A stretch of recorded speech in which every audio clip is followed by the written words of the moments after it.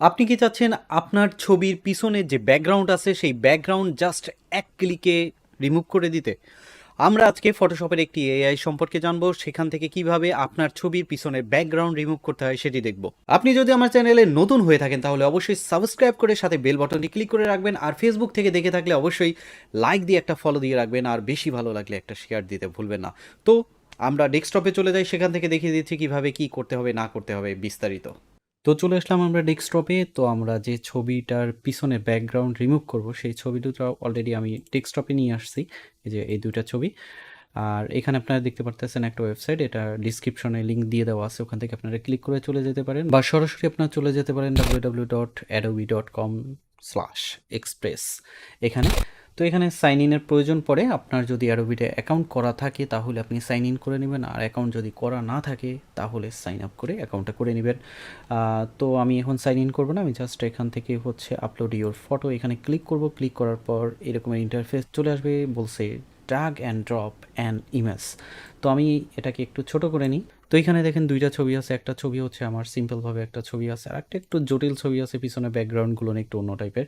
তো এই দুইটা ছবি আমরা করব, দেখব যে কতটুক ভালো হয়। তো আমরা প্রথম ছবিটা, আমার যে ছবিটা আছে সেই ছবিটা নিয়ে এখানে ছেড়ে দিলাম, কিছুক্ষণ সময় নিবে, আমরা একটু ওয়েট করি।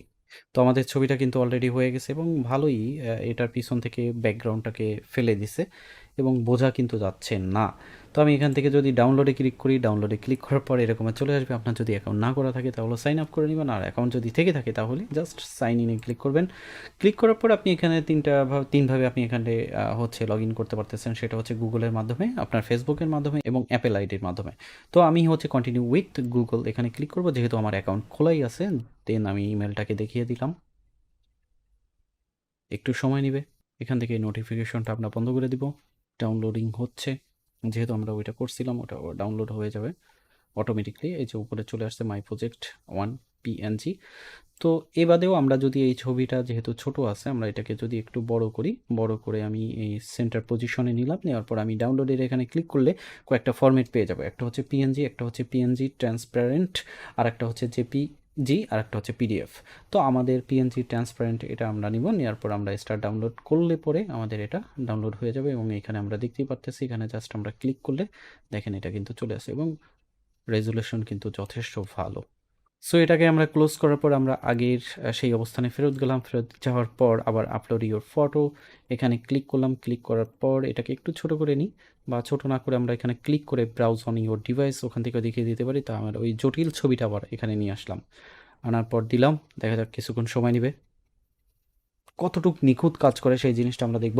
এটা কিন্তু ফটোশপের মধ্যে অলরেডি এই এআইটা দিয়ে দেওয়া আছে, কিন্তু আলাদাভাবে ওয়েবসাইটে এটা এইভাবে দেওয়া। তো আমরা সেখান থেকে কাজ করতেছি। তো দেখেন কতটা নিখুঁতভাবে ছবিটাকে কাজ করছে, বোঝাই যাচ্ছে না। সো আমরা ডাউনলোডের এখানে আবার ক্লিক করব। অলরেডি ডাউনলোড হয়ে গেছে উপরে, এটা এই যে চলে আসছে এবং যতটুকু দেখতেছেন একেবারে ক্লিয়ার, এবং এটাকে জুম করে কিন্তু আমরা আরও বড় করে দেখতে পারতেছি। তো এরপরেও আপনি চাইলে এই ছবিটাকে আর একটু নিজের মতন করে বড় করে নিতে পারেন। আবার এখানে কিন্তু আরও অনেক কিছু আছে যেগুলো হচ্ছে আপনারা ব্যবহার করতে পারেন। এখানে আপনারা অনেক ধরনের অপশন পেয়ে যাবেন এবং কি অ্যানিমেশনও করতে পারবেন। তো এই ছিল সিম্পলভাবে আমরা কিভাবে আমাদের ছবির পিছনে ব্যাকগ্রাউন্ড রিমুভ করতে পারি। আপনি আপনার ছবির ব্যাকগ্রাউন্ড থাম্বনেলের জন্য এখান থেকে কিন্তু করিয়ে নিতে পারেন এভাবে।